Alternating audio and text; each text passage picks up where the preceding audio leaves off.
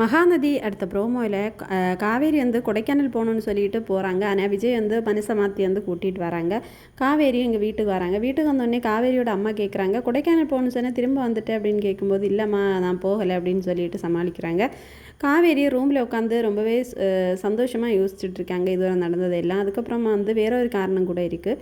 காவேரி கிட்ட விஜய் சொல்லியிருப்பாங்க, நாளைக்கே நான் வந்து உங்கள் அம்மா கிட்ட சொல்லி வீட்டுக்கு கூட்டிகிட்டு போகிறேன்னு சொல்லியிருப்பாங்க. அப்படி வந்து அவர் சம்மதிக்கலைன்னா கூட நான் வந்து உண்மையை சொல்லி வந்து கூட்டிகிட்டு போகிறேன்னு சொல்லியிருப்பாங்க, நீ கர்ப்பமாக இருக்க அப்படின்னு சொல்லிட்டு. அதனால் வந்து அதை நினச்சி காவேரி ரொம்பவே சந்தோஷப்படுறாங்க, நம்ம இனி விஜய் கூட இருக்கலாம் அப்படின்னு சொல்லிட்டு. காவேரியோட அம்மா கர்ப்பத்தை காரணம் காட்டி ஒருவேளை விஜய் கூட விடலாம். ஆனால் வந்து பாட்டி வந்து ஒருபோதும் அதுக்கு சம்மதிக்க மாட்டாங்க. ஏன்னா பசுபதி வந்து ஜாமீனில் வெளியே வந்துட்டான்.